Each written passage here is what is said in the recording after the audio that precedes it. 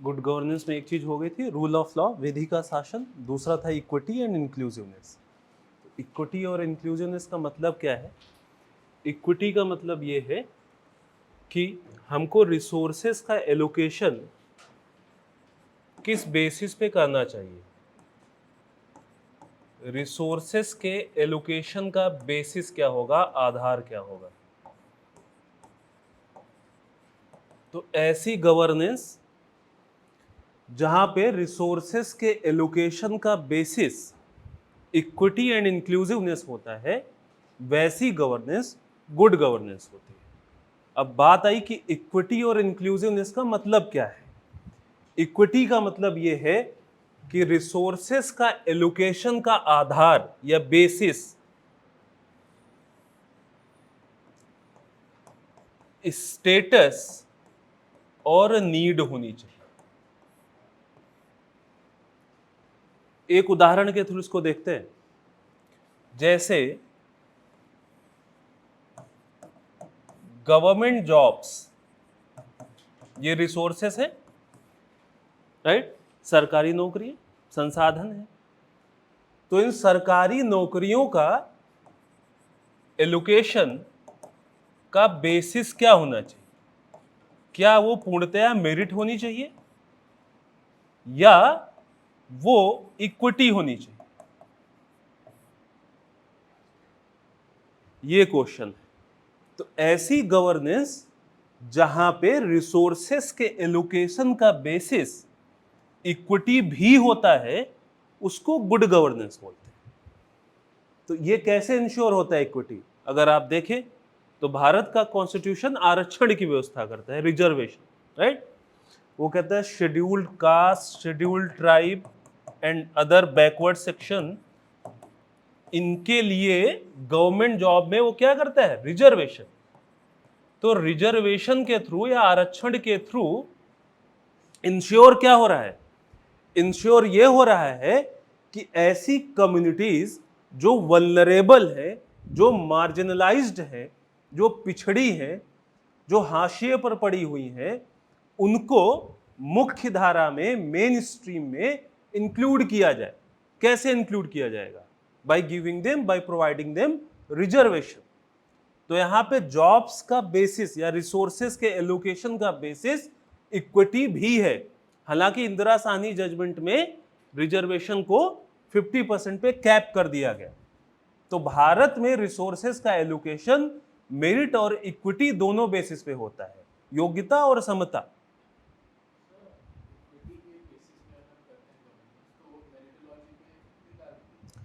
100% थोड़ी कर रहे हैं उसके बेसिस। इंदिरा साहनी केस में हुआ ना, 50% पे कैप कर दिया गया।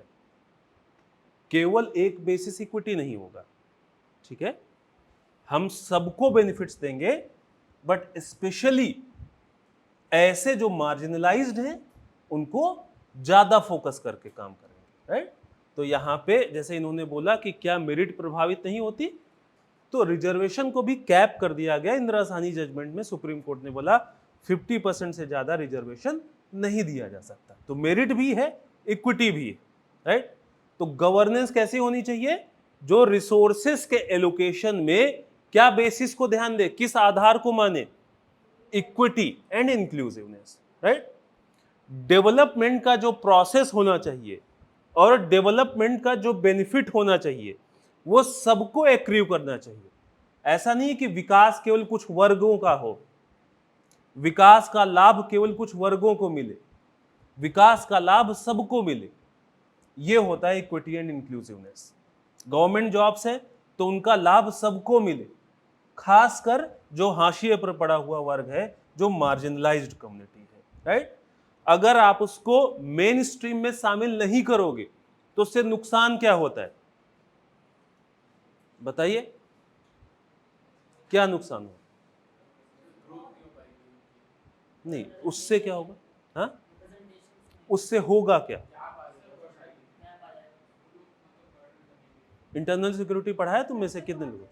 Exactly, they will create internal security crisis. Bharat में जो पूरा नक्सलवाद है, नक्सलिज्म है, उसका आधार ही यही है कि जो मार्जिनलाइज्ड कम्युनिटीज हैं उन तक डेवलपमेंट नहीं पहुंचा, तो अगर हाशिए पर पड़े हुए वर्ग पर आप विशेष ध्यान नहीं देंगे तो वो विकास की मुख्य धारा से नहीं जुड़ेंगे और फिर वो आपकी आंतरिक सुरक्षा के लिए चुनौती बन जाएंगे। नक्सलवाद जैसी घटनाएं बढ़ेंगी। नक्सलवाद क्यों बढ़ा? क्योंकि जो शेड्यूल्ड ट्राइब्स हैं, जो जनजातियां हैं, उन तक हम विकास नहीं पहुंचा पाए। हमारा विकास इंक्लूसिव नहीं रहा, समावेशी नहीं रहा, और इसीलिए इंटरनल सिक्योरिटी का बिगेस्ट चैलेंज इंडिया के सामने रहा। हालांकि अमित शाह ने कहा है कि अब नक्सलवाद खत्म हो गया है, अब देखना है आगे क्या होता है। ठीक, तो ये है इक्विटी और इंक्लूसिवनेस। समझ में आई बात? क्लियर हुआ? तो गवर्नेंस ऐसी होनी चाहिए जो रूल ऑफ लॉ को फॉलो करे और जहां पे रिसोर्सेस के एलोकेशन का बेसिस इक्विटी हो। राइट, नेक्स्ट चलते हैं, रिस्पॉन्सिवनेस।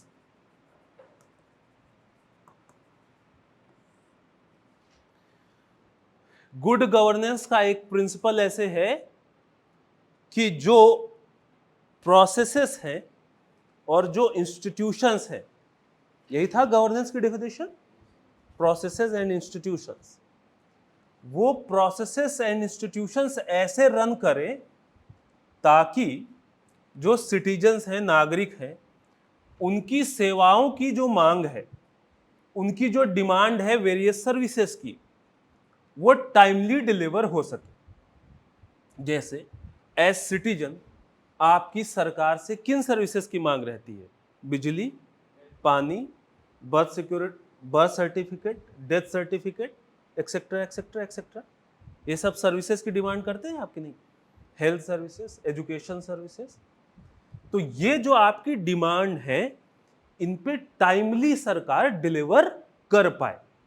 तो ऐसी सरकार जो सिटीजन की डिमांड जो होती है उस पर टाइमली डिलीवरी कर देती है, एक रीजनेबल टाइम फ्रेम में डिलीवरी कर देती है, वो गवर्नमेंट रिस्पॉन्सिव गवर्नमेंट होती है। और वो गुड गवर्नेंस का ये कंपोनेंट एड्रेस कर रही है। क्लियर हुआ बात? नहीं क्लियर हुआ? जैसे ड्राइविंग लाइसेंस के लिए आपने अप्लाई किया, तो एक रीजनेबल टाइम फ्रेम में आपका ड्राइविंग लाइसेंस बन जाए, इसको बोलते हैं रिस्पॉन्सिवनेस। आपने बर्थ सर्टिफिकेट के लिए अप्लाई किया और आपको स्टेटस ही नहीं पता, आप 1 महीने, 2 महीने, 3 महीने, 4 महीने, 5 महीने चक्कर काट रहे हैं, तो क्या जो बर्थ सर्टिफिकेट की सर्विस की आपकी डिमांड थी, इसको गवर्नमेंट टाइमली डिलीवर कर पाया? नहीं कर पाया। तो इसका मतलब गवर्नमेंट रिस्पॉन्सिव नहीं है। तो रिस्पॉन्सिव गवर्नेंस कैसी गवर्नेंस होती है? जहां पे जो भी ग्रुप्स हैं जो डिमांड कर रहे हैं वेरियस सर्विसेज की, अलग अलग सेवाओं की, उन सेवाओं को एक टाइम बाउंड मैनर में आपको डिलीवर कर दिया जाए। राइट, इसको बोलते हैं रिस्पॉन्सिव गवर्नेंस। तो रिस्पॉन्सिव का मतलब क्या है? Timely delivery of services to citizens. Example मैंने बताया, एजुकेशन की सर्विस, हेल्थ की service, driving licence, birth certificate, etcetera etcetera, है ना, हेल्थ की सर्विस। आपने देखा होगा छत्तीसगढ़, झारखंड में कई बार ऐसे न्यूज आती है कि किसी महिला को प्रसव पीड़ा हुई और उसके बाद हॉस्पिटल या हेल्थ की सर्विस उसको नहीं मिली और सड़क पे ही डिलीवरी हो गई। कई बार ऐसी न्यूज आती है। तो ये गवर्नेंस कैसी गवर्नेंस है? जहां पे सर्विसेज को टाइमली डिलीवर नहीं कर पाया गया। राइट, तो ऐसी गवर्नेंस जहां पे टाइमली डिलीवरी हो सर्विसेज की, ऐसी गवर्नेंस कैसी गवर्नेंस होगी? जो कि सिटीजन के साथ कैसे है? फ्रेंडली है, तभी तो गवर्न कर पाएगी। आप देखिए, आप ड्राइविंग लाइसेंस या बर्थ सर्टिफिकेट किसी चीज के लिए अप्लाई करिए, आपको बार बार चक्कर लगाना पड़ता है क्या नगर निगम के? नहीं, आपको एक ट्रैकिंग आईडी दी जाती है, उसके थ्रू आप अपने स्टेटस को ट्रैक कर सकते हैं। इसका मतलब ये है कि सरकार आपके साथ मित्रवत होना चाहती है।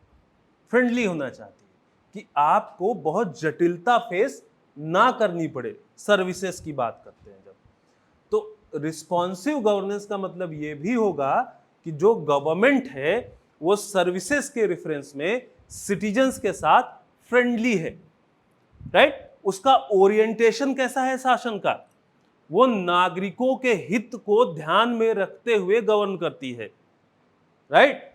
तो रिस्पॉन्सिव गवर्नेंस जहां की टाइमली डिलीवरी हो रही है, अगर हो रही है तो इसका मतलब वो कैसी गवर्नेंस है, सिटीजन फ्रेंडलीनेस है, वहां पे नागरिकों को मित्रवत व्यवहार करते हैं वहां, राइट। सिटीजन ओरिएंटेड गवर्नमेंट है, नागरिकों को केंद्र में रखकर किया गया शासन, ठीक है। तो ब्यूरोक्रेसी का काम क्या होता है, नागरिकों को केंद्र में रखकर काम करना, नागरिकों के हित में काम करना। तो रिस्पॉन्सिव गवर्नेंस ऐसी गवर्नेंस होगी जो कि इस तरीके से काम करेगी, टाइमली डिलीवरी करेगी सर्विसेज की। इससे क्या इंश्योर होगा कि वो सिटीजन फ्रेंडली है, वो सिटीजन ओरिएंटेड है, सिटीजन के जो ग्रीवेंसेस हैं, जो शिकायतें हैं, उनका भी रेड्रेसल करती है, ठीक है। तो रिस्पॉन्सिव का मतलब ये होता है जहां पे ये कैरेक्टरिस्टिक्स फुलफिल हो, सिटीजन के जो ग्रीवेंसेस हैं, जो शिकायतें हैं, उनका टाइमली रिड्रेसल हो।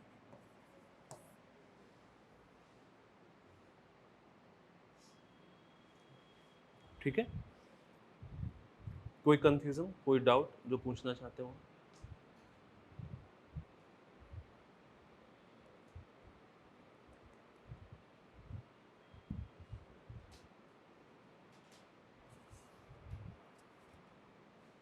पीडीएफ सेंड कर दी थी, उसको रेफर करते रहना।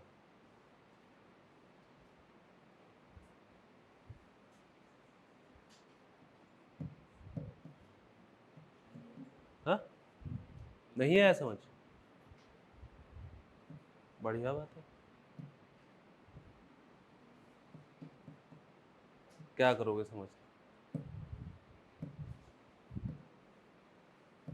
गवर्नमेंट से कौन सा सर्टिफिकेट लिए हो अभी तक? डीएल है? डीएल के लिए अप्लाई किया था? बिना अप्लाई किए तो मिला नहीं होगा। जब अप्लाई किया तो उसके कितने दिन बाद तुमको मिल गया था डीएल?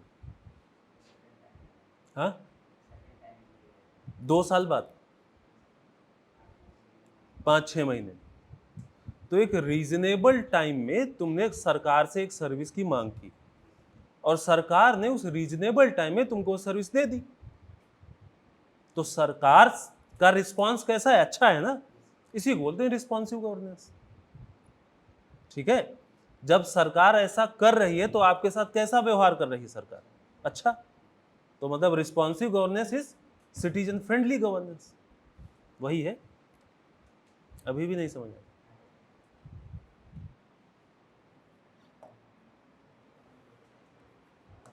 अगला है अकाउंटेबिलिटी।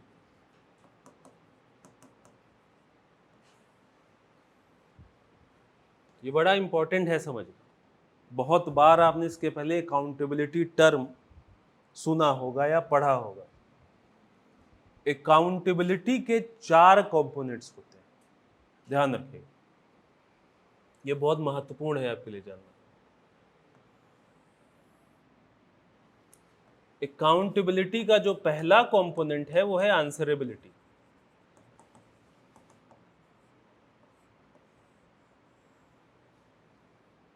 दूसरा कंपोनेंट है सैंक्शन।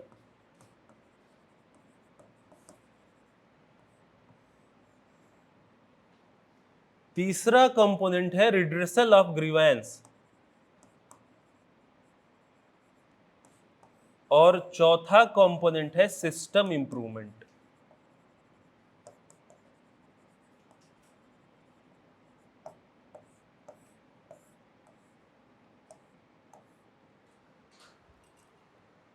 क्या मतलब है इसका समझो। आंसरेबिलिटी किसकी? सरकार की, है ना, पब्लिक ऑफिशियल्स जो है, जो कि पब्लिक ड्यूटी पे है, चाहे वो मंत्री हो और चाहे वो ब्यूरोक्रेट्स हो। तो जो पब्लिक ऑफिशियल्स हैं वो आंसर करें, किसको आंसर करें? जनता को, क्योंकि पब्लिक ऑफिशियल। जनता को क्या आंसर किया करे? जो काम उन्होंने किया वो क्यों किया, और जो नहीं किया वो क्यों नहीं किया। ठीक है, तो they have to answer the acts of commission, जो कमिट किया उन्होंने, जो किया, एंड एक्ट्स ऑफ ओमिशन, जो नहीं किया, छोड़ दिया।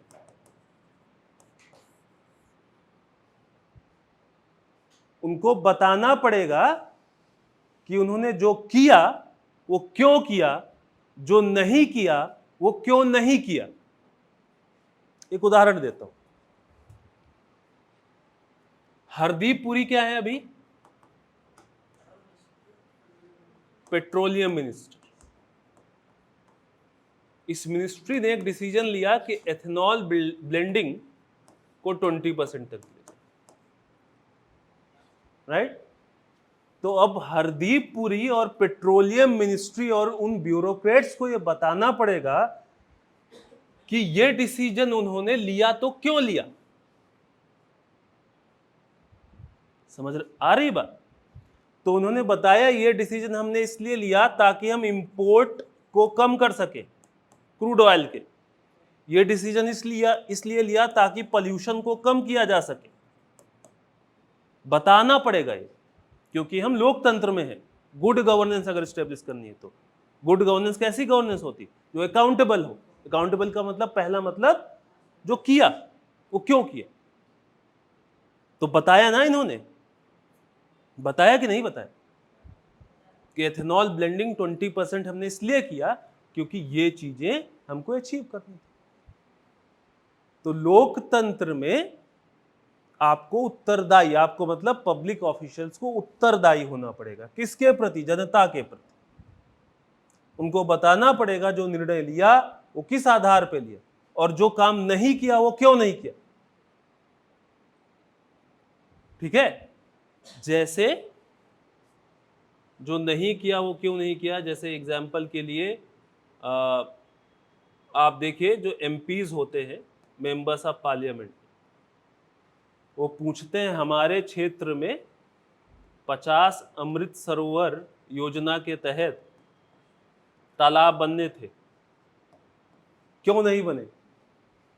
ये क्वेश्चन पूछते हैं लोकसभा में। पॉलिटी कॉन्स्टिट्यूशन पढ़े हो ना, क्वेश्चन आर होता है, उसमें प्रश्न पूछते हैं कि भाई आप हमको बताइए कि अमृत सरोवर योजना के तहत हमारे कॉन्स्टिट्यूंसी में 50 तालाब खुदने थे, क्यों नहीं खुदे। और उनको आंसर करना पड़ता है कि हमारे पास फंड की कमी आ गई थी, लोग नहीं थे, एक्सेट्रा एक्सेट्रा। तो लोकतंत्र में पब्लिक ऑफिशियल्स को क्या होना पड़ता है? आंसरेबल। जो किया वो क्यों किया, जो नहीं किया वो क्यों नहीं किया। दूसरे शब्दों में अगर हम बात करें तो जनता के प्रति उनको पारदर्शी रहना होता है, ट्रांसपेरेंट।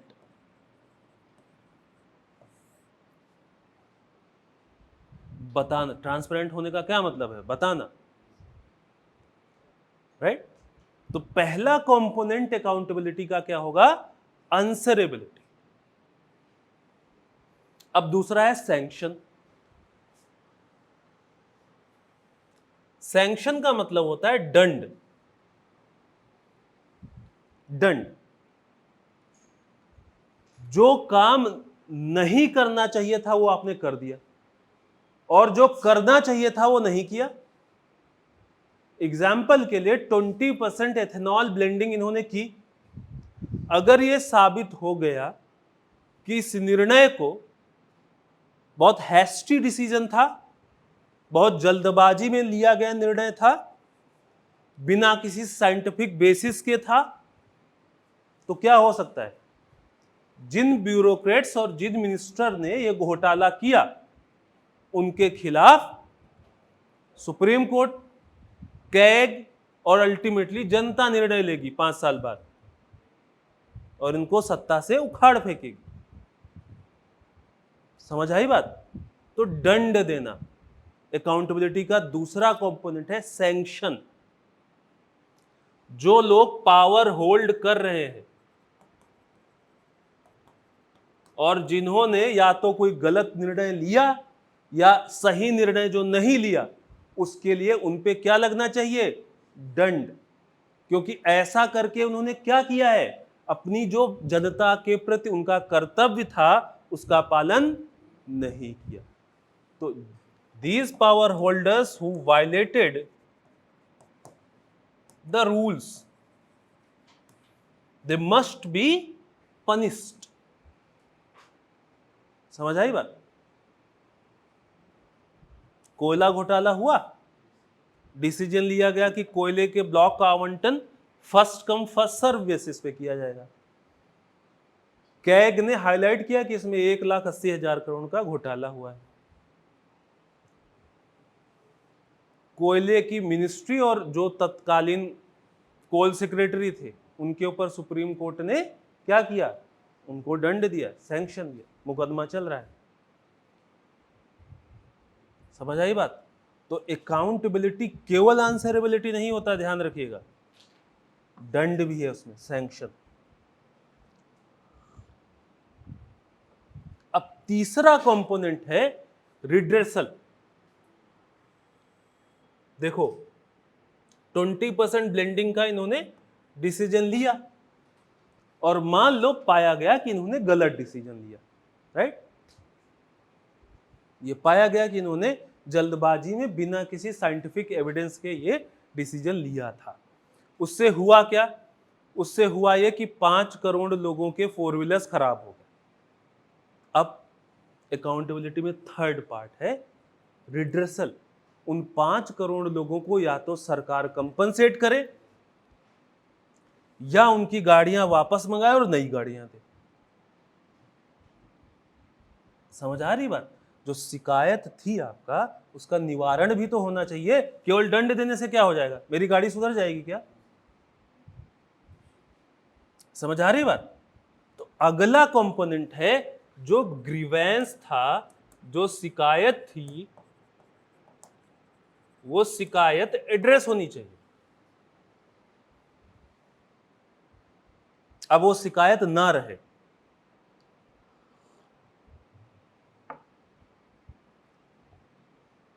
तो पहले तो क्या किया जाएगा? जब कांग्रेस की सरकार आएगी तो 20% एथेनॉल के डिसीजन को स्क्रैप कर दिया जाएगा, जांच बैठेगी और गडकरी जी जेल जाएंगे। उसके बाद तीसरा क्या होगा? सबकी कार वापस मंगाई जाएगी और सबको कंपनसेट किया जाएगा। ऐसा सुखद एहसास होने दीजिए खुद को, ठीक? Now the fourth part is system improvement. ये बड़ा इंपॉर्टेंट है। अकाउंटेबिलिटी का केवल मतलब इतना भर नहीं है कि लोग आंसरेबल हैं। अकाउंटेबिलिटी का मतलब ये भी है कि ऐसा क्या सिस्टम में खामी थी जिसकी वजह से ये हो पाया।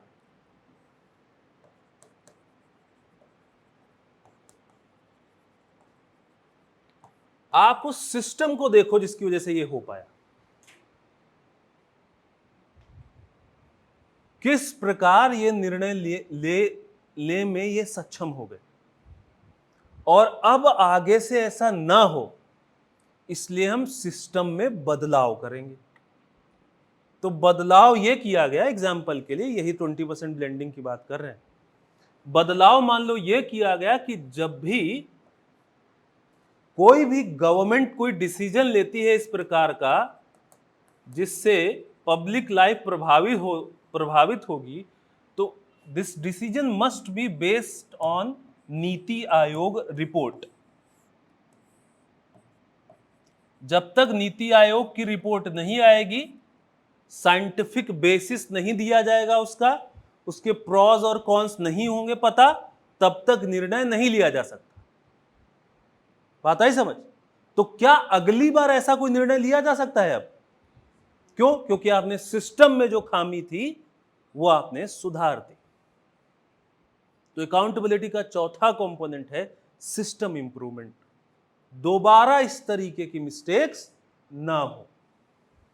तो ये चार चीजें मिलके अकाउंटेबिलिटी या जवाबदेहिता का निर्माण करती है, राइट? समझ आया कि ऊपर से गया?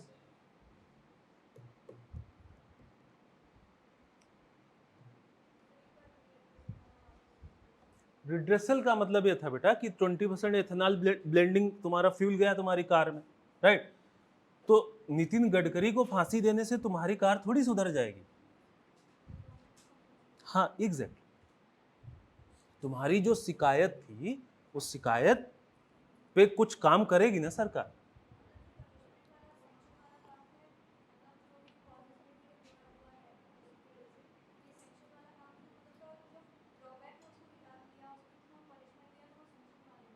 सैंक्शन, जो पनिशमेंट है वो सैंक्शन में, लेकिन उनको पनिशमेंट देने से मेरा क्या भला? एग्जैक्टली, वो रिलीफ है।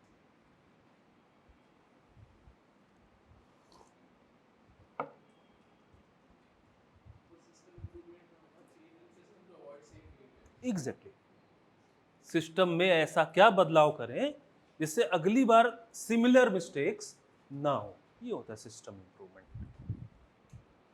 अब अगर मेरा क्वेश्चन ये है आपसे कि अगर अकाउंटेबिलिटी इंश्योर करनी है then there must be two things. One is पारदर्शिता, transparency, and second is rule of law, विधि का शासन। ये कैसे, जरा एक्सप्लेन करो मुझे।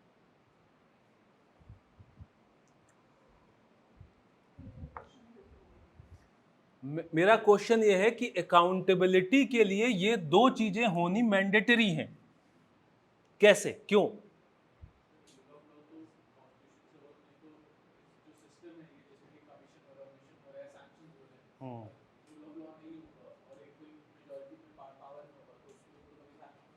एग्जैक्टली, यहां पे इन्होंने जो पावर होल्डर्स थे सैंक्शन वाले पार्ट में, इन्होंने रूल्स को वायलेट किया है ना। तो रूल ऑफ लॉ क्या कहता है कि जो रूल्स को वायलेट किया करेगा उसके खिलाफ क्या होगी?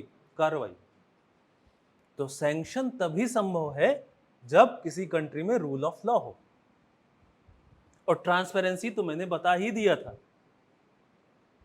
कि जब तक उनको ये बाध्यता ना हो कि उनको बताना पड़ेगा जनता को, तब तक अकाउंटेबिलिटी हो सकती है क्या? तो अकाउंटेबिलिटी तभी संभव है जब गवर्नेंस में दो चीजें हो, ट्रांसपेरेंसी और रूल ऑफ। समझ आई बात?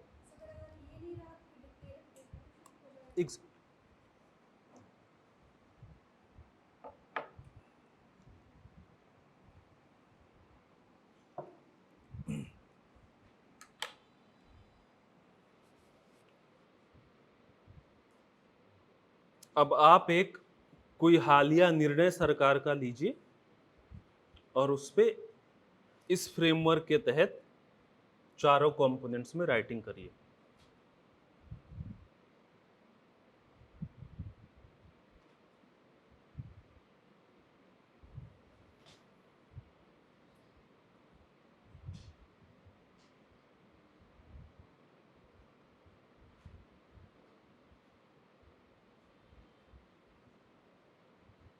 उदाहरण के लिए अगर मैं बताऊं तो कोविड-19 जब था पैंडेमिक, तो एक वैक्सीन इन्होंने निकाली थी, कोवैक्सीन।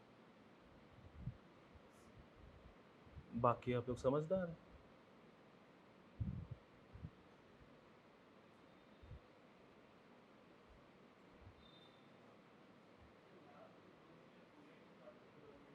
हाँ, यही तो सुधारने तुम जा रहे हो। क्यों बनना चाहते हो सिविल सर्वेंट? यही सुधारने के लिए।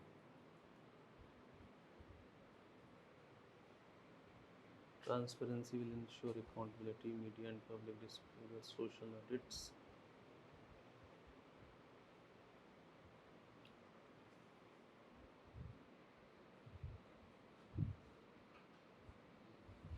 जल्दी करो, इतना टाइम नहीं मेरे पास, जल्दी लिखो।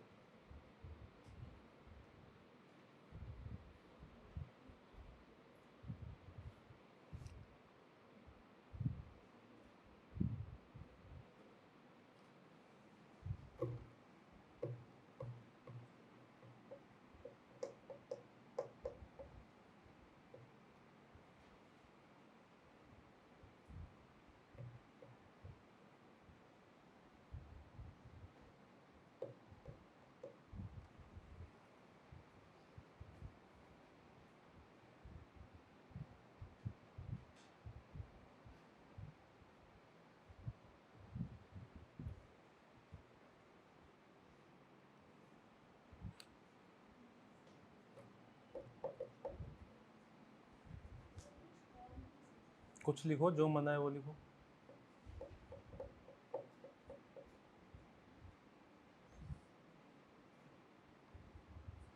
कोचअप आईएएस लिख दो, अकाउंटेबिलिटी ऑफ कोचअप आईएएस।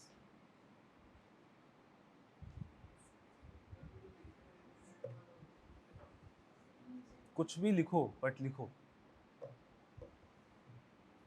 whether कोचअप IAS is answerable to you for acts of commission and acts of omission। क्या किसी पे कुछ सैंक्शन लगा है आज तक? आपको रिड्रेसल हुआ है आपके ग्रीवेंसेस का? सिस्टम में कोई इंप्रूवमेंट हुआ है कि नहीं? इसी पे लिख दो, इस पे तो लिख लोगे अच्छे से।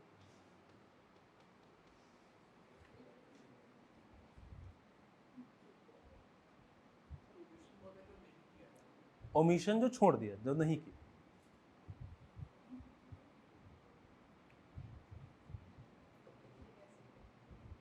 यही 4 हेडिंग्स।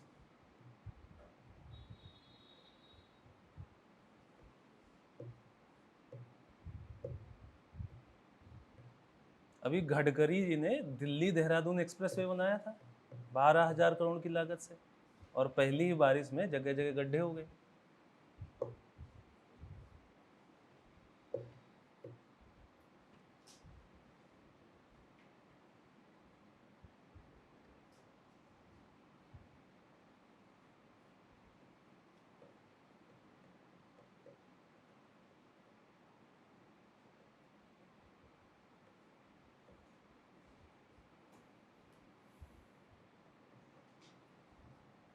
चलिए, बहुत बढ़िया, स्पेस छोड़ दीजिए, आगे लिखिएगा।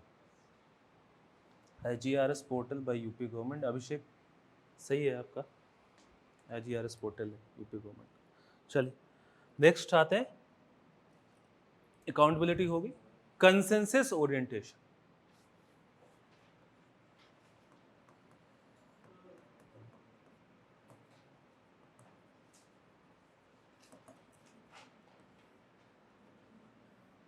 गुड गवर्नेंस ऐसी गवर्नेंस है जो कि कंसेंसस ओरिएंटेशन होती है, ओरिएंटेड होती है। So let's suppose A situation of form supply chain. Farmers हैं, राइट, किसान है, बीच में प्रोसेसर है, और अल्टीमेटली एंड कंज्यूमर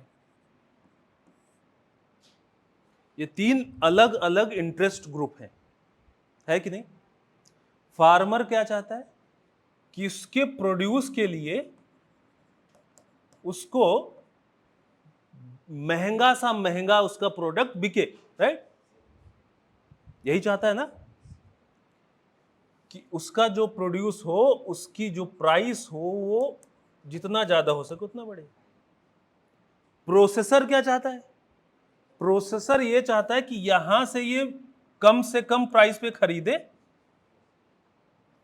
और यहां पे लाके फिर महंगे से महंगे प्राइस में इसको बेचे।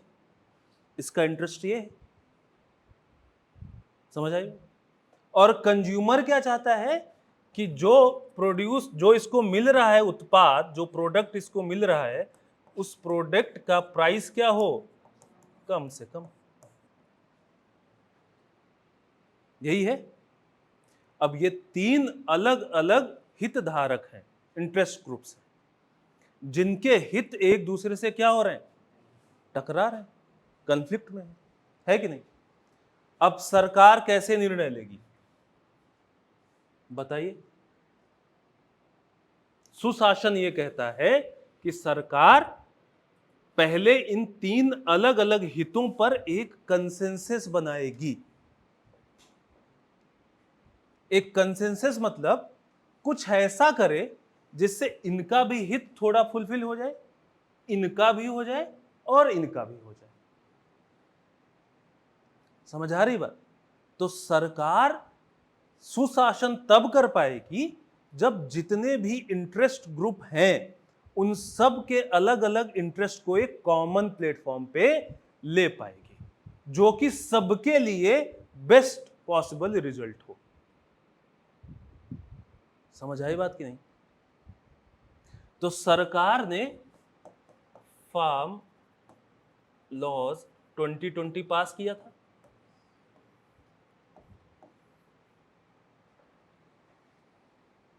सरकार के ऊपर आरोप लगा कि सरकार ने इन कानूनों में किसके हितों को ध्यान दिया था? प्रोसेसर।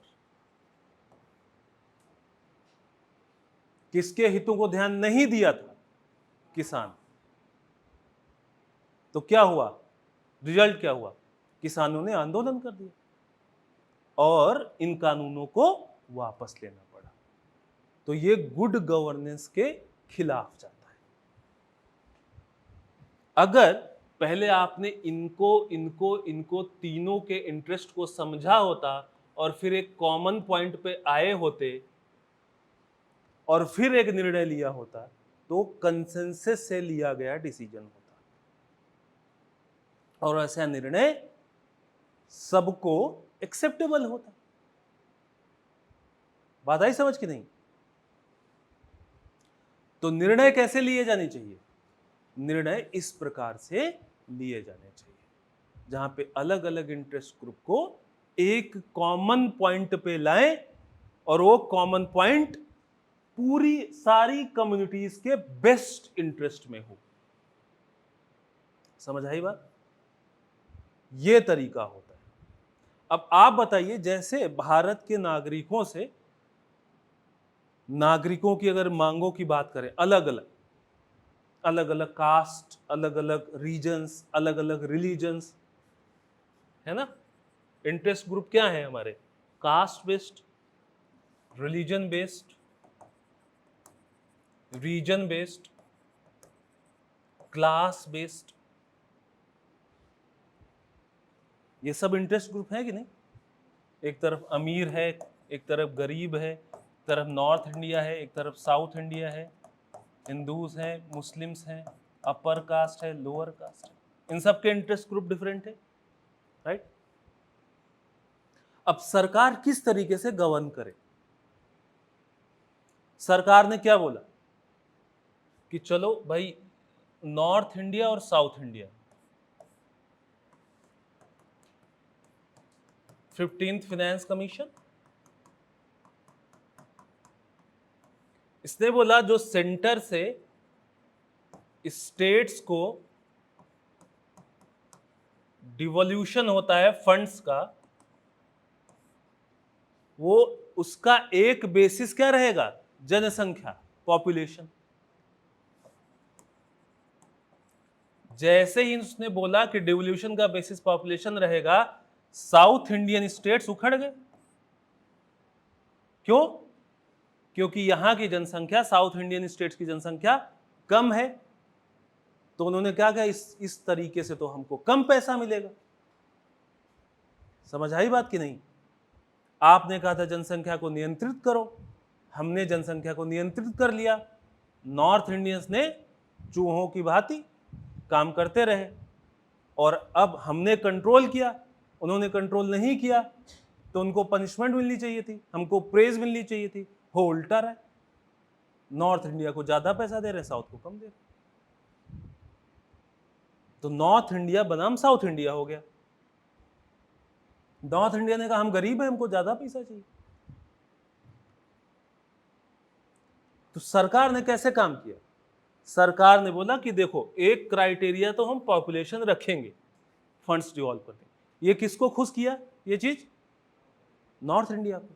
लेकिन उसने कहा एक क्राइटेरिया हम ये भी रखेंगे कि पिछले 30-40 सालों में किसने पॉपुलेशन को कंट्रोल किया है बेहतर। तो जिसने पॉपुलेशन को बेहतर कंट्रोल किया होगा उस एक बेसिस ये भी है फंड्स डिवॉल्व करने का। तो इसको ये क्राइटेरिया ने किसको खुश किया? South India. तो बना दिया ना कंसेंसस। बात आई समझ? तो सुशासन वो शासन होता है जहां पे अलग अलग कन्फ्लिक्टिंग हित वाले लोगों को एक कंसेंसस पे लाया जाता है और फिर कोई निर्णय लिया जाता है। अगर हम सब लोगों को किससे सरकार पूछे कि सरकार को कहां काम करना चाहिए, तो हम सब लोग ये बताएंगे कि सरकार को हेल्थ, एजुकेशन, इंफ्रास्ट्रक्चर इस पे काम करना चाहिए, और भी कुछ ऐड कर सकते। तो सब लोगों का कंसेंसस है कि नहीं? हम सब लोग चाहते हैं सरकार इस पे काम करे। क्लियर है बात? तो अगर हम सब लोगों का कंसेंसस पूछा जाए, चाहे वो किसी भी कास्ट के हो, किसी भी रिलीजन, किसी भी रीजन, किसी भी क्लास, तो हम लोगों को एक मोटा मोटी अगर फ्रेमवर्क देखें, हमारा जो लॉन्ग टर्म पर्सपेक्टिव है जो हम सरकार से चाहते हैं कि हेल्थ बढ़िया हो जाए, एजुकेशन बढ़िया हो जाए, इंफ्रास्ट्रक्चर बढ़िया, ठीक है। साथ साथ हम ये भी चाहते हैं कि ये किस प्रकार से बढ़िया हो, हाउ टू अचीव इट, इस पे भी हम कंसेंसस में हैं। एक है सी जिनपिंग का चाइना मॉडल, डिक्टेटरशिप। क्या हम में से कोई ये चाहता है कि डिक्टेटरशिप आए? नहीं, हम सब चाहते हैं कि हेल्थ अच्छी हो, एजुकेशन अच्छी हो, इंफ्रास्ट्रक्चर अच्छी हो, लेकिन कैसे सेटअप में? डेमोक्रेटिक सेटअप, लोकतांत्रिक तरीके से। समझ आई बात कि नहीं? तो इसको बोलते हैं कंसेंसस बनाना। क्लियर? अगर आप कंसेंसस नहीं बनाएंगे तो कोई इंटरेस्ट ग्रुप उसके खिलाफ आंदोलित हो जाएगा, तो या तो आपको वो डिसीजन वापस लेना पड़ेगा या वो इंटरेस्ट ग्रुप नक्सली बन जाएगा। जिसकी बात नहीं सुनोगे वो क्या करेगा? पहले आवाज उठाएगा, नहीं माने तो बंदूक उठाएगा, ठीक है। तो इसलिए सुशासन में रिक्वायर्ड है कि आप इन सारे अलग अलग अलग इंटरेस्ट ग्रुप को से बात करके एक ब्रॉड और लॉन्ग टर्म पर्सपेक्टिव बनाएं, ये भी डिसाइड करें कंसेंसस से कि इसको कैसे अचीव करना है और फिर उसके अकॉर्डिंग काम करें। बात आ रही समझ? इसको बोलते हैं कंसेंसस ओरिएंटेशन। देख लीजिए एक बार, कोई इशू हो तो पूछ लीजिए, कुछ ना समझ में आया तो पूछ लीजिए।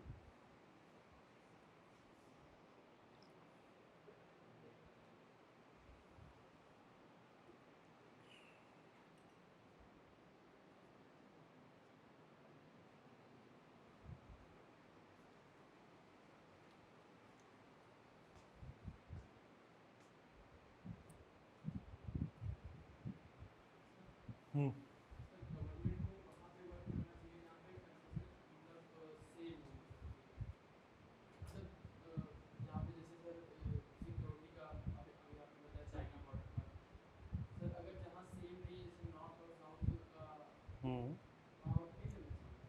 अरे तो वहां सरकार वर्क तो कर रही है। सरकार ने कहा कि हम कुछ ऐसा, जैसे तुमने कहा कि गवर्नेंस पढ़ाओ, इन्होंने कहा कि सोशल जस्टिस पढ़ाओ, तो हमने क्या की? हमने कहा ऐसा करते हैं कि सुबह गवर्नेंस पढ़ा देते हैं, शाम को सोशल जस्टिस पढ़ा देते हैं, ठीक है। ऐसे काम करना चाहिए, विन विन सिचुएशन, ठीक है। ऐसे घर में मम्मी तुम्हारे कोई सीरियल देख रही है, मान लो तुम क्रिकेट मैच देख रहे हो, तुम कह रहे हो क्रिकेट लगाओ, कह रहे हैं सीरियल लगाओ, तो उनको सीरियल देखने हैं, तो जब उसमें ऐड आ जाए तो तुम क्रिकेट लगा लो। ये है कंसेंसस। समझ आई बात? ऐसे काम करना चाहिए। नहीं बनता है, नहीं बनता, बट ऑब्वियस है नहीं बनेगा। अपर कास्ट वाले बहुत सारे लोग चाहते हैं रिजर्वेशन 0 कर दो, लोअर कास्ट वाले चाहते हैं रिजर्वेशन 100% कर दो, है ना।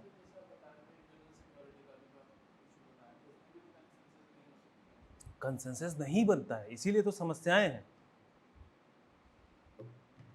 है ना।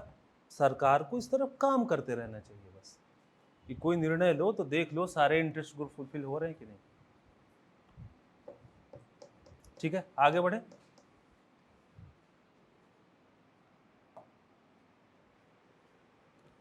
इफिशिएंट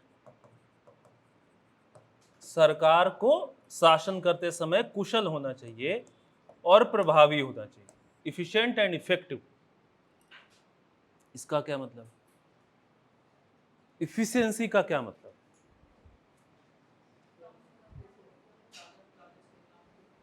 एग्जैक्टली, इफिशिएंसी का सिंपल मतलब है कम से कम इनपुट और ज्यादा से ज्यादा आउटपुट। ठीक है, तो सरकार कैसे काम करे? सरकार में जो भी प्रोसेसेस हैं, जो भी इंस्टीट्यूशंस हैं जो कि डिसीजन लेते हैं, जिनके थ्रू डिसीजन मेकिंग किया जाता है, अथॉरिटी एक्सरसाइज की जाती है, वो रिसोर्सेस का ऑप्टिमम यूटिलाइजेशन करें। समझो, एफिशिएंसी का मतलब है optimum utilisation of resources.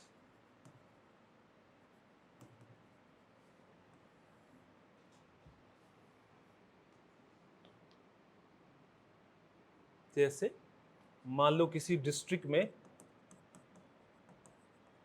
Developmental administration करना है, विकास का कोई काम करना है, ठीक है। अब ये काम करेगा कौन? कोई प्रशासक।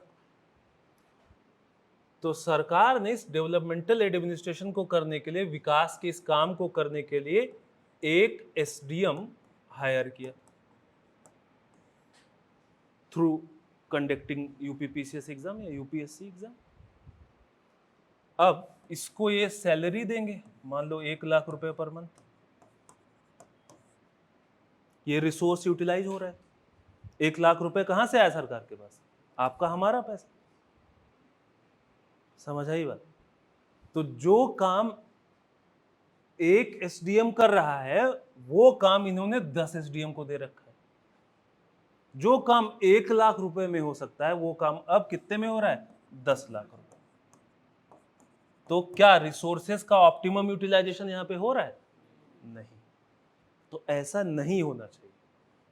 सरकार को अपना काम करते समय रिसोर्सेस का ऑप्टिमम यूटिलाइजेशन करना है। इसीलिए मोदी जी जब सत्ता में आए थे तो उन्होंने बोला था मिनिमम गवर्नमेंट, मैक्सिमम गवर्नेंस। हुआ खैर उल्टा, लेकिन बोला था ना, सरकार अपने खर्चे कम करे, रिसोर्सेस का और अधिक इस्तेमाल करे। टीचर, मान लो एक गवर्नमेंट टीचर है, पढ़ाता वैसे भी कुछ नहीं है, मान लो कि पढ़ाता है, पढ़ाने के साथ उसको सेंसस की भी ड्यूटी दे दो, उसको और भी 3 वो जो हो रहा था एसआईआर भी दे दो। जो सरकारी काम कराना उसे कराओ, उसके लिए अलग से क्यों हायर करना लोगों को? पैसा फ्री में आता है क्या? पैसा पेड़ पे तो लगता नहीं है, क्यों भाई? तो सरकार को रिसोर्सेस का ऑप्टिमम यूटिलाइजेशन करना है, लेकिन रिसोर्सेस का ऑप्टिमम यूटिलाइजेशन का मतलब कतई ये नहीं है कि आप जो आउटकम चाहते हैं वो ना आए। जैसे आप चाहते थे कि इस डिस्ट्रिक्ट में 10 हॉस्पिटल बन जाए, 15 स्कूल बन जाए, रूरल रोड अच्छी हो जाए, एक्सेट्रा एक्सेट्रा। तो आपको इस तरीके से काम करना है कि जो डिजायर्ड आउटकम है वो अचीव हो। आपने इफिशिएंट होने के लिए 10 एसडीएम को, 9 एसडीएम को लात मार के बाहर किया और 1 को रखा, लेकिन क्या उससे आपने ये अचीव कर लिया? अगर नहीं कर पाए तो ये भी डिजायरेबल नहीं है। आपको ना केवल एफिशिएंट होना पड़ेगा, बल्कि आपको इस तरीके से काम करना है कि जो आउटकम आप चाहते हैं वो आउटकम भी अचीव हो पाए। तो ना केवल आपको एफिशिएंट होना है, बल्कि आपको इफेक्टिव भी होना है। जो आपने सोचा उसको आप अचीव कर पाए। तो इफेक्टिवनेस का मतलब है जो डिजायर्ड आउटकम है वो डिजायर्ड आउटकम अचीव होना। समझ आई बात?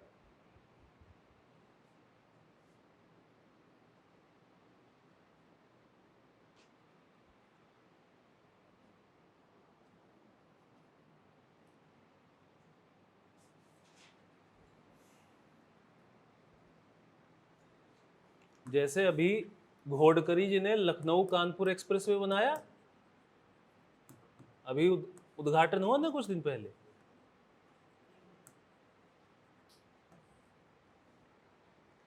हम इस एक्सप्रेसवे से क्या चाहते थे? हम क्या चाहते थे? डिजायर्ड आउटकम क्या था? अभी अगर आप पुरानी रोड से लखनऊ से कानपुर जाएं तो 3 घंटे लग जाता है।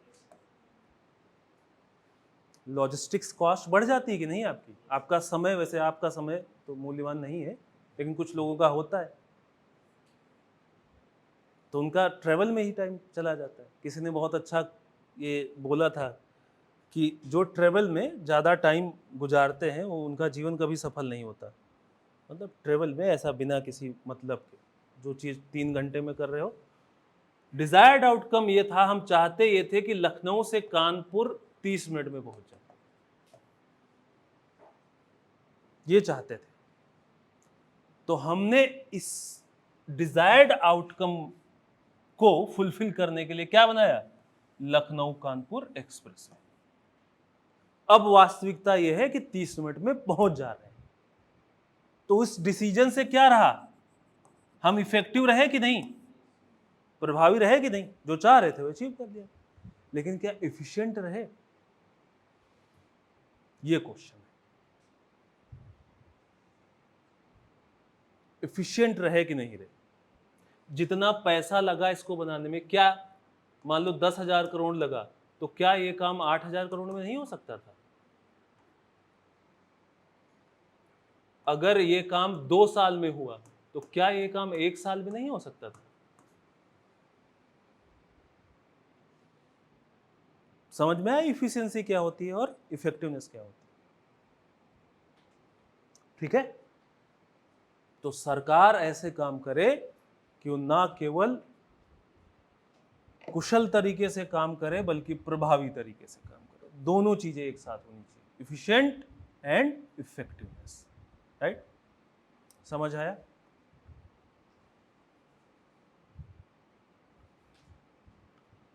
चलिए, इस पे कोई आप एग्जाम्पल लिखना चाहें तो लिख सकते हैं,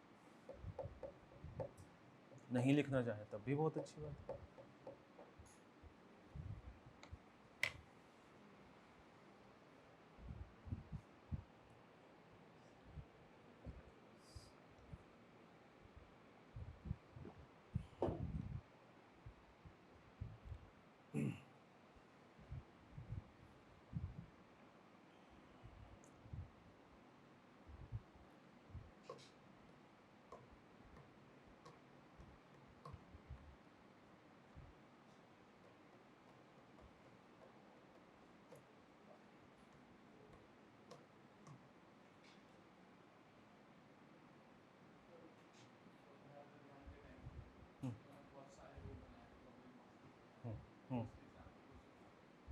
किसके इफिशियंसी के?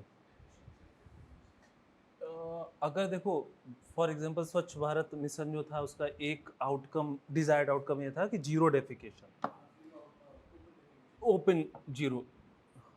तो क्या हमने वो अचीव कर लिया? अगर वो अचीव कर लिया तो स्वच्छ भारत मिशन में हम इफेक्टिव रहे। नहीं अचीव कर पाए या कितना कर पाए, 90% कर पाए, तो 90% इफेक्टिव रहे। अब इफिशियंट रहे कि नहीं? मान लो हमारा टारगेट था कि हम 5 साल में हो जाएंगे 90%, और आज मान लो 10 साल होने को है, तो इफिशिएंट नहीं रहे। इतना पैसा लगा के हो जाएंगे, उससे ज़्यादा पैसा लग गया तो एफिशिएंट नहीं रहे।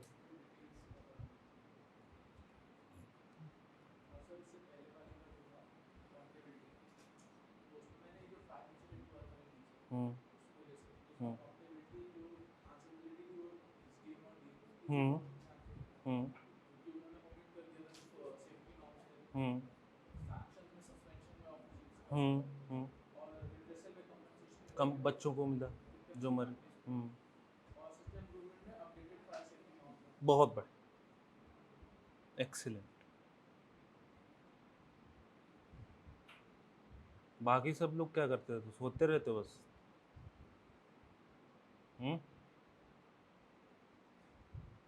क्यों भाई?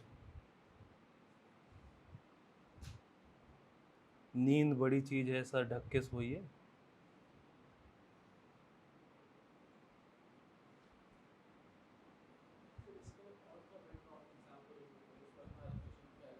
किसका?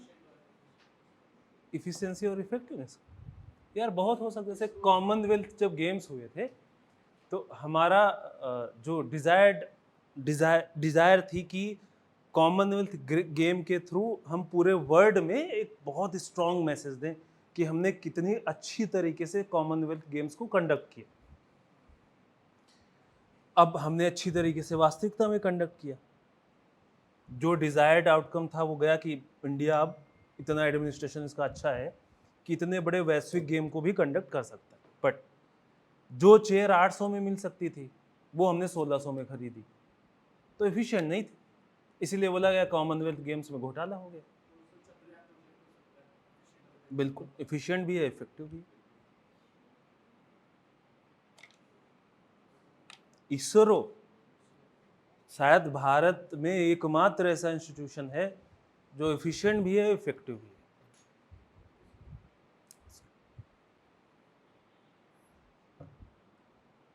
क्योंकि इसरो के चीफ कौन है? मोदी जी। देखो जब भी कोई लॉन्च होता है पहुंच जाते हैं कि नहीं? मोदी है तो मुमकिन है।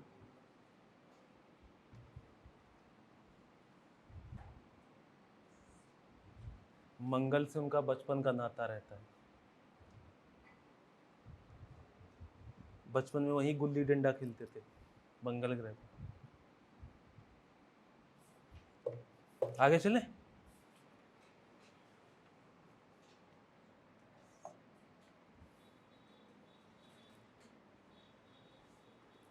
अगला है पार्टिसिपेशन, सहभागिता या भागीदारी।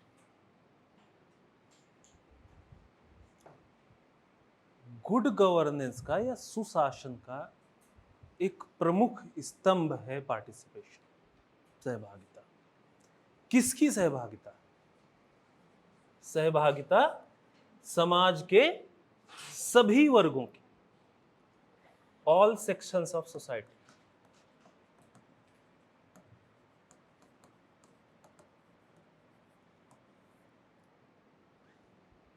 किस चीज में सहभागिता?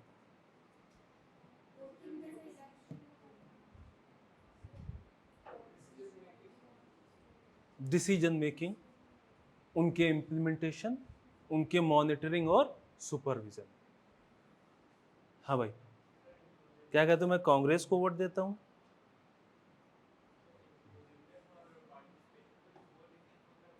नहीं, देखो इंक्लूसिवनेस का मतलब ये है कि हमको खासकर वल्नरेबल सेक्शन पे ध्यान देना है। पार्टिसिपेशन का मतलब ये है कि हम समाज के सभी वर्गों की बात कर रहे हैं। इंक्लूसिवनेस में जो फोकस है वो मार्जिनलाइज्ड पे है, वल्नरेबल पे है। समझ आ रही है? All sections of society. किस चीज में पार्टिसिपेट करें? Participation in policy making, in policy implementation, in monitoring and supervision. यहां पे पार्टिसिपेट करें जनता, समाज के सभी वर्ग। ये होता है पार्टिसिपेशन। एक उदाहरण देखते हैं। जैसे एक निर्णय लिया गया मनरेगा, अब जिसको क्या बोल दिया गया है,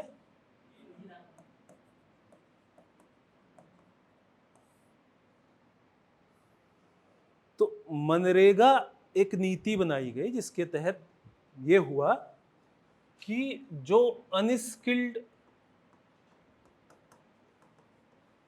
मैनुअल लेबर है उसको हम क्या देंगे, एम्प्लॉयमेंट गारंटी, रोजगार की गारंटी। यही तो है। साल में कितने दिन,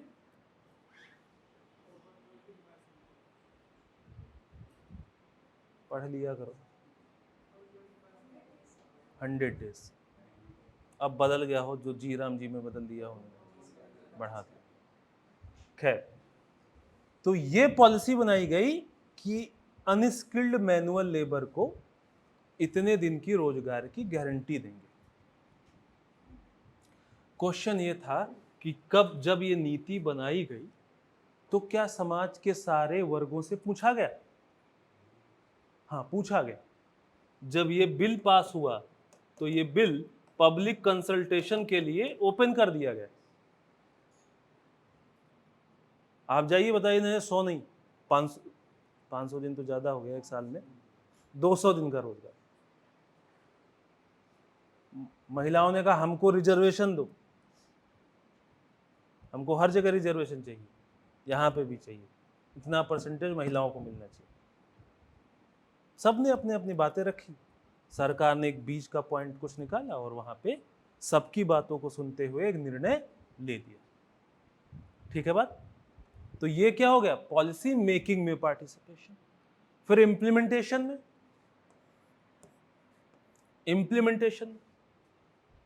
जब ये नीति क्रियान्वित की गई तो इसका क्रियान्वयन कौन कर रहा है, बताओ, किसको बेनिफिट हो रहा है? जिसके लिए बनाया गया था, अनस्किल्ड मैनुअल लेबर, हो रहा है बेनिफिट कि नहीं? देन बोला गया कि जो इंटेंडेड बेनिफिट है वो लोगों तक पहुंच रहा है कि नहीं, इससे इसका पता हम कैसे लगाएंगे? सामाजिक अंकेक्षण करके। जो लाभार्थी है वही ऑडिट करेगा कि तुमने तो बोला था कि रिकी पोंटिंग को 150 दिन का रोजगार मिला, हम है रिकी पोंटिंग, हमको तो 150 दिन का रोजगार नहीं मिला, 100 दिन का मिला। वीडियो साहब 50 दिन का पैसा कौन ले गया? ये होता है सामाजिक अंकेक्षण, सोशल ऑडिटिंग।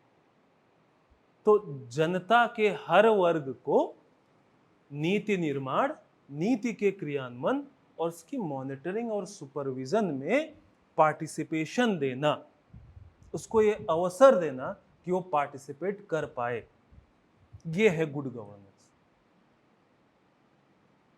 बात आई समझ? इसको बोलते हैं गुड गवर्नेंस, सुशासन। देखो, बात यह है कि ये एक पर्टिकुलर डिसीजन था जो हम केवल इसके लिए, अनस्किल्ड मैनुअल। अब ये अनस्किल्ड मैनुअल लेबर जो था वो साउथ में भी है, नॉर्थ में भी है कि नहीं? वो अपर कास्ट में भी है, लोअर कास्ट में भी है, वो एक्स जेंडर में भी है, वाई जेंडर में भी है। समझ पा रहे हो? तो इन सब के इंटरेस्ट को ध्यान रखा गया कि नहीं? इन सब को पार्टिसिपेशन दिया कि आओ तालाब खोदो। ठीक है, यही तो होता है मनरेगा। क्या होता है मनरेगा?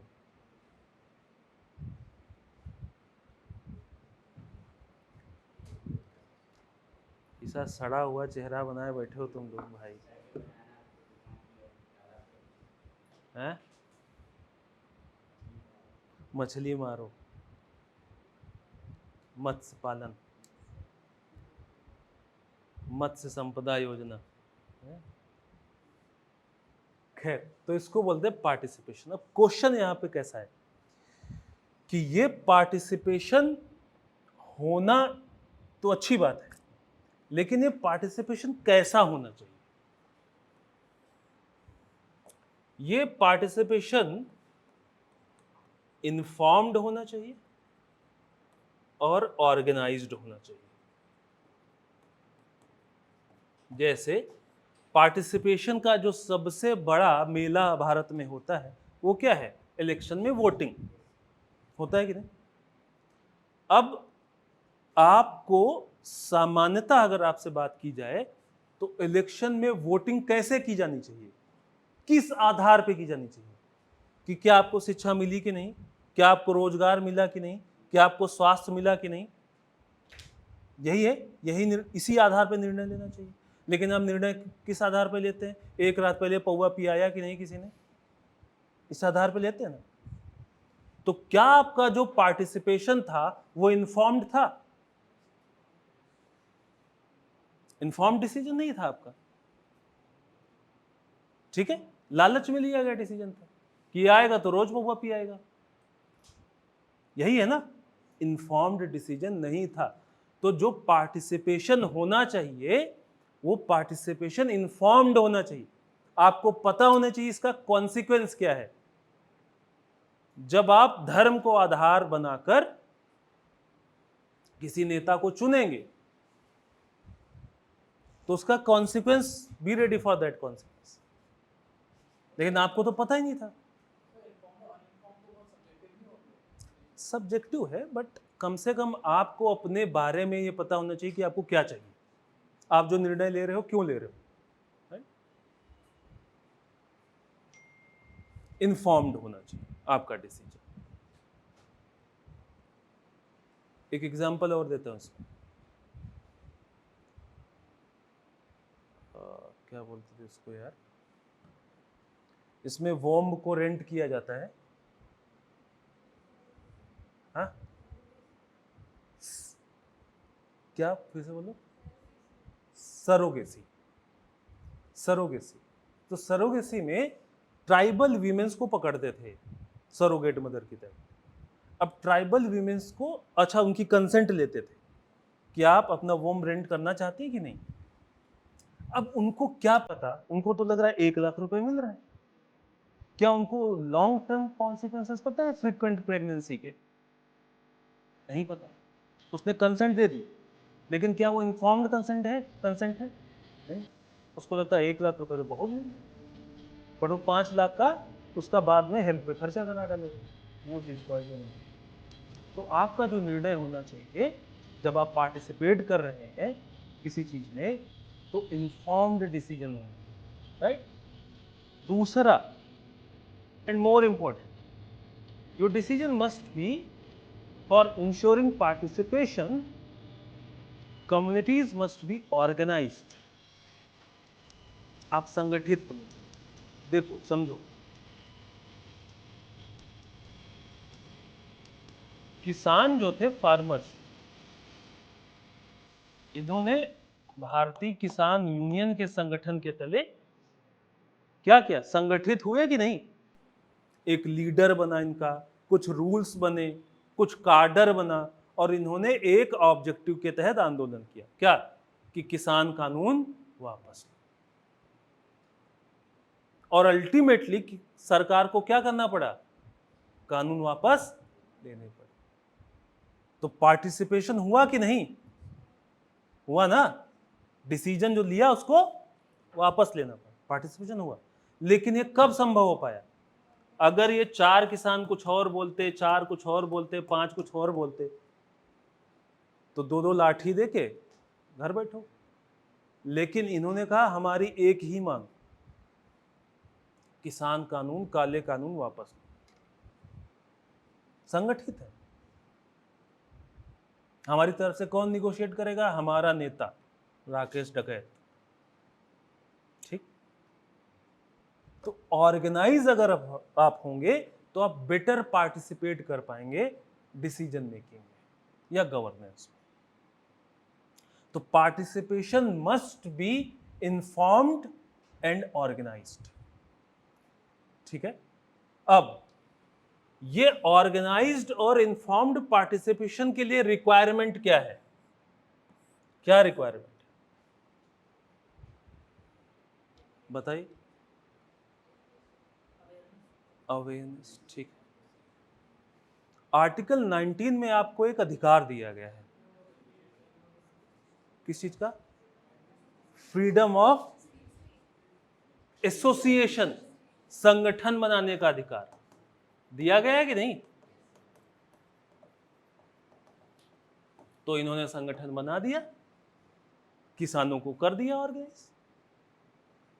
तो पार्टिसिपेशन इन्फॉर्म्ड और ऑर्गेनाइज्ड तब हो पाएगा जब वहां पे क्या हो? Freedom of association. तो मान लीजिए आपसे क्वेश्चन पूछ दिया जाए, how freedom of association is important for good governance. सुशासन के लिए संगठन बनाने की स्वतंत्रता कैसे आवश्यक है? संगठन बना के जनता के अलग अलग वर्ग क्या होंगे? संगठित होंगे, तब वो डिसीजन मेकिंग में बेटर पार्टिसिपेट कर पाएंगे, राइट?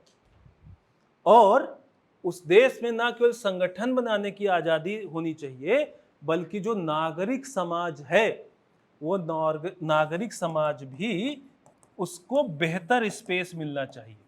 अब सरकार जब एनजीओज पे कार्रवाई करती है, नागरिक समाज को क्या करने की कोशिश कर रही है? सप्रेस करने की कोशिश कर रही है। तो जहां पे अभिव्यक्ति और संगठन बनाने की स्वतंत्रता होगी, नागरिक समाज को बेहतर स्पेस दिया जाएगा, वहां पे पार्टिसिपेशन इन्फॉर्म्ड होगा और ऑर्गेनाइज्ड होगा। ऐसी भागीदारी जहां पे दी जाएगी, वो भागीदारी सुशासन स्थापित करेगी, गुड गवर्नेंस एस्टेब्लिश करेगी। बात आई समझ? तो ये है सुशासन या गुड गवर्नेंस का कंपोनेंट। अब एक बचा है पारदर्शिता, ट्रांसपेरेंसी। इसको भी समझ लो। पारदर्शिता का मतलब ये है कि जो निर्णय लिया गया, कोई निर्णय है जो लिया गया और उस निर्णय को क्रियान्वित किया गया। निर्णय लिया गया और निर्णय क्रियान्वित किया गया, किस तरीके से? They are done. तो जो निर्णय लिए गए और जिस तरीके से उनका क्रियान्वयन किया गया, वो इस तरीके से होना चाहिए कि ये क्या करे? It follows rules and regulations. ये निर्णय और क्रियान्वयन ये दोनों इस तरीके से होने चाहिए जो नियमों को पालन करते हो। अब इसमें ट्रांसपेरेंसी कहां से आ जाएगा? जो भी इसके बारे में इंफॉर्मेशन है, किसके बारे में? निर्णय और उसके क्रिया, बस एक मिनट सर, निर्णय और उसके क्रियान्वयन और वो किन रूल्स और रेगुलेशन के तहत हुआ, ये जानकारी, ये इंफॉर्मेशन हमको आपको फ्रीली एक्सेसिबल होनी चाहिए। हमको आपको, क्यों? क्योंकि इन निर्णयों से और इनके क्रियान्वयन से हम क्या हो रहे हैं? अफेक्ट हो रहे हैं कि नहीं? 20% ब्लेंडिंग किया और उसका क्रियान्वयन किया, हम अफेक्ट हो रहे हैं कि नहीं? बताओ कौन से रूल्स और रेगुलेशन के अंतर्गत किया? ये इंफॉर्मेशन हमको फ्रीली एक्सेसिबल होनी चाहिए और उसमें तुम ऐसा ना बता दो कि सामान्य आदमी समझे ना पाए, वो इजिली अंडरस्टैंडेबल फॉर्म में होनी चाहिए। ऐसा रिपोर्ट बना के रख दो साला पढ़ ही ना पाए। ऐसे तरीके से वो रिपोर्ट या हमको बताओ इंफॉर्मेशन जिसको सामान्य मानवी समझ पाए, क्योंकि हम अफेक्ट हुए, तो इसके बारे में हमको सारी जानकारी चाहिए। किसके बारे में? जो निर्णय लिया, जो क्रियान्वयन किया, वो किस रूल्स और रेगुलेशन के अंतर्गत किया, ये बताओ। ये है ट्रांसपेरेंसी, ये है पारदर्शिता। ठीक है, गुड गवर्नेंस खत्म हो गया आपका। ठीक, आरटीआईसी के लिए